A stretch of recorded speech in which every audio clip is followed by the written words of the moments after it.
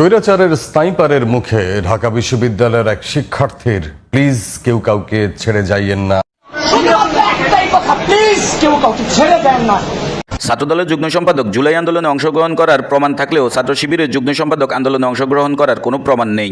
19 জুলাই ব্যাপক সংঘাত চলে দিনভর। সেই বাস্তবতায় বৈষম্য বিরোধী ছাত্র আন্দোলনের সমন্বয়ক সার্জিস আলম, হাসনাত আব্দুল্লাহ সহ অন্যরা আন্দোলনে সংঘর্ষ সহিংসতার দায় না নেয়ার ঘোষণা দেন।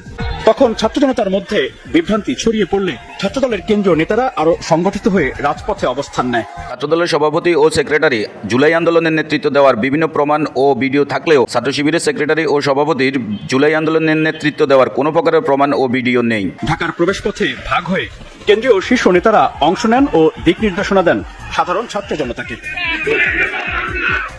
সেই সময় যাত্রাবাড়ির শনিরাখড়া রায়েরবাগ এলাকায় ছাত্রদলের কেন্দ্রীয় সভাপতি রাকিবুল ইসলাম রাকিবকে একাধিক মিছিলে অংশ নিতে দেখা গেছে। টানা কয়েকদিন ওই এলাকায় স্থানীয় ছাত্রদল নেতাদের নিয়ে কর্মসূচির নেতৃত্ব দেন রাকিব। এক পর্যায়ে গুলিবিদ্ধ হলেও অল্পতে প্রাণে রক্ষা পান তিনি। জুলাই আন্দোলনে ছাত্রদলের সভাপতি গুলিবিদ্ধ হলেও ছাত্র শিবিরের সভাপতি ছিলেন সম্পূর্ণ অক্ষত। ইন্টারনেট বন্ধ থাকায় স্থানীয় মসজিদের মাইকে ঘোষণা দিয়ে এলাকাবাসীকে ছাত্রদের পাশে থাকার আহ্বান জানানোর একটি ভিডিও বিশ্লেষণে দেখা গেছে। তিনি ডেমরা থানা ছাত্রদলের আহ্বায়ক মাসুদ রানা। একাধিক ভিডিও ফুটেজ বিশ্লেষণে দেখা গেছে পুলিশ ও আওয়ামী লীগের অস্ত্রধারীদের সামনাসামনি একাধিকবার কর্মসূচিতে নেতৃত্ব দিচ্ছেন ছাত্রদলের সাধারণ সম্পাদক নাসির উদ্দিন নাসির। ছাত্রদলের সেক্রেটারি নাসিরকে আন্দোলনের নেতৃত্ব দিতে দেখা গেছে। পক্ষান্তরে ছাত্র শিবিরের সেক্রেটারি সাদ্দামকে আন্দোলনের নেতৃত্ব থাক দূরের কথা, আন্দোলনেই দেখা যায়নি।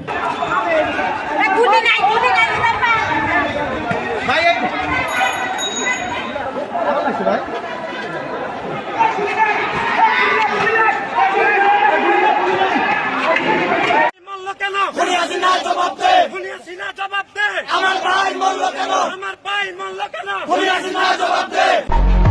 ওদেরকে নামাই দেন, অপরাধ নামাই দেন, নামাই দেন, নামাই দেন। আমরা দেখেছি আপনারা নিরাপত্তা হেফাজতের নামে কি করছেন শিক্ষার্থীদের সাথে। অনেক কষ্টে রানা পিছানা ওদেরকে আরো জানতে হবে।